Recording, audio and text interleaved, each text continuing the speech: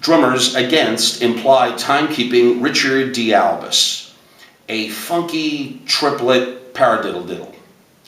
I want to show you my take on a paradiddle diddle utilizing the hi-hat and snare in the open-handed position. There are other drummers utilizing this riff, but it's the way I'm showing it to you because it takes years of experience to apply it the way I use it. And that's why I want you, for those of you who come visit here, I want you to learn from my experience how to utilize things properly as well, besides the riff is fun. Here I have two hi-hats, remote and my closed. Everyone who knows that visits here knows I love the remote. But this is the basic sticking. Do it the way I'm telling you.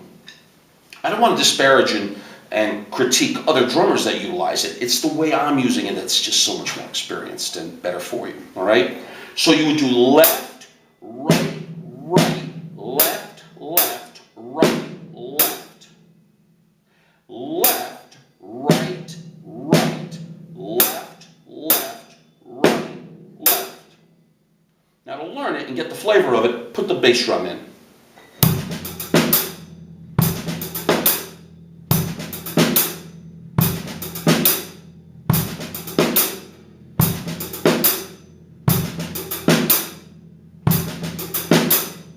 Get used to that feel, all right? Now, this is the way I want you to utilize it, exactly the way I'm telling you and to do it properly. You play it in time like this.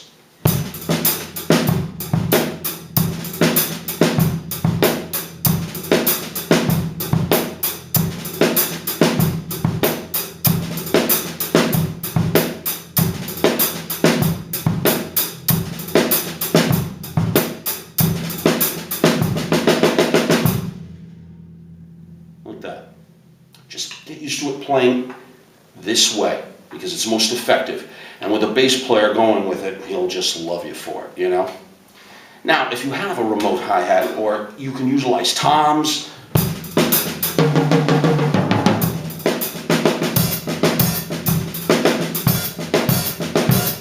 it becomes a powerful thing.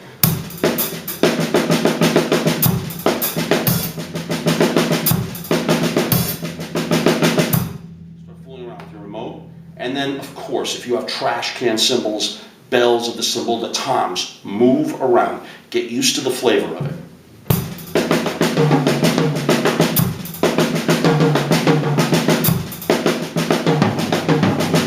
Get around the toms and get used to it. But as I say, to apply it sparingly, but you'll have a blast with this thing. And if you have a remote, it's even better. It really is.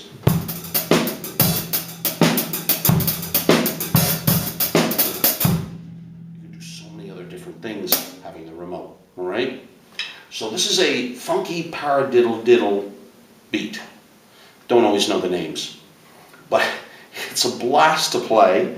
I've used it a couple of times on gigs, and of course you're going to get the occasional, what the heck are you doing, you know, and you have to always apologize. Any drummer knows that. We're always apologizing, sorry, you know, because anything out of an eighth note or quarter note, you know how they are, how they get nervous. But utilize it sparingly and tastefully, and then open up the hi-hat. You can do it with, I have a closed hi-hat here, but you can do it with the closed hi-hat and open it up. But I have a lot of fun with it. So work on it, just understand the sticking, and let me know what you think of it.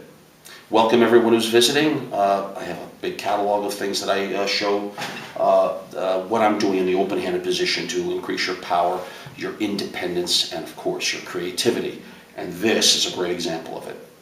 And if you haven't, please subscribe, because your subscription is the support, and thank you for that always. I am on PayPal. I prefer it. I'll leave that in the comment section, and any support you can give is always greatly appreciated.